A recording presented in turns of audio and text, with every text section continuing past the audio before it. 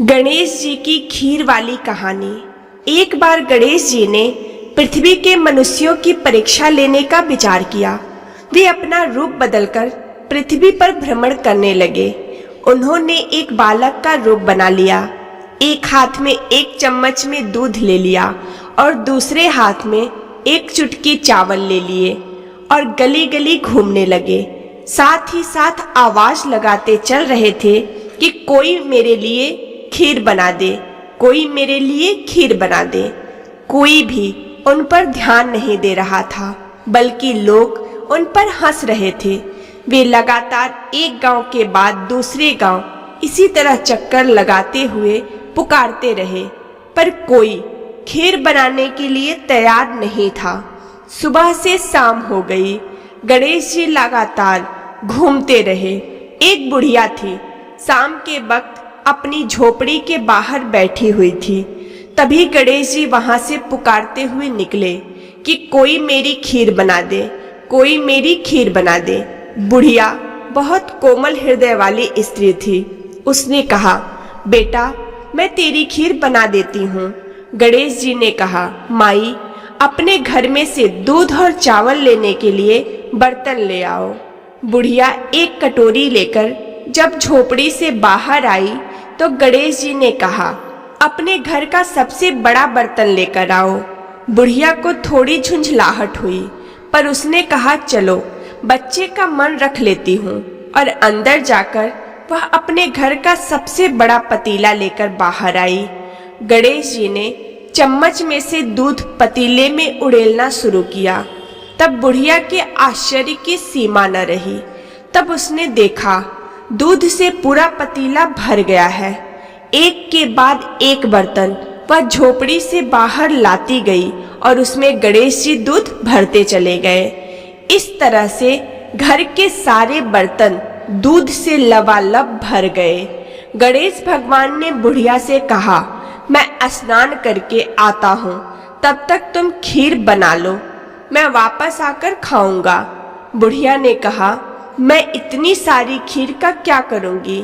इस पर गणपति जी बोले, सारे गांव को दावत दे दो। बुढ़िया ने बड़े प्यार से मन लगाकर खीर बनाई।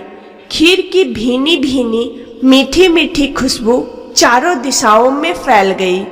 खीर बनाने के बाद वह हर घर में जाकर खीर खाने का न्योता देने लगी। लोग उस पर हंस रहे थे। बुढ़िया के घर में खाने को दाना नहीं और यह सारे गांव को खीर खाने की दावत दे रही है। लोगों को कुतूहल हुआ और खीर की खुशबू से लोग खींचे चले आए। सारा गांव बुढ़िया के घर में इकट्ठा हो गया। जब बुढ़िया की बहू को दावत की बात मालूम हुई तब वह सबसे पहले वहां पहुंच गई। उसने खीर से भरे पतीलों को जब देखा तो उसके मुंह में पानी आ गया। उसे बड़ी जोर से भूख लगी हुई थी। उसने एक कटोरी में खीर निकाली और दरवाजे के पीछे बैठकर खाने की तैयारी करने लगी। इसी बीच एक छींटा गिर गया और गणपति जी को भोग लग गया और वो प्रसन्न हो गए। अब पूरे गांव को खाने की दावत देकर बुढ़िया वापस अपने घर आई तो उसने देखा बालक वापस आ गया था। बुढ़िया ने कहा, बेटा खीर तैयार है, भोग लगा लो।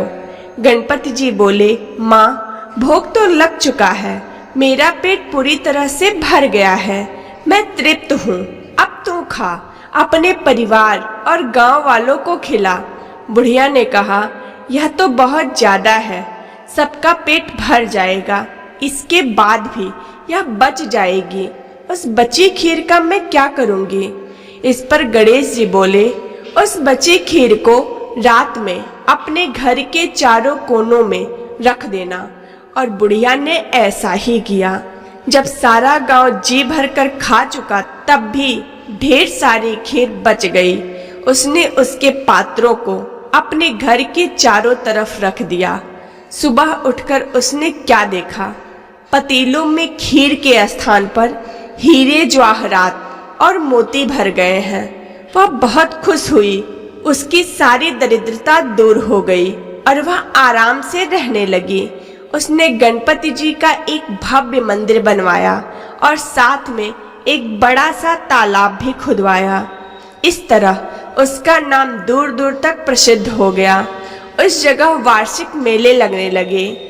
लोग गणेश जी की कृपा प्राप्त करने के लिए उस स्थान पर पूजा करने और मन्नत मानने के लिए आने लगे। गणेश जी सबकी मनोकामनाएं पूरी करने लगे। गणपति जी महाराज की जय।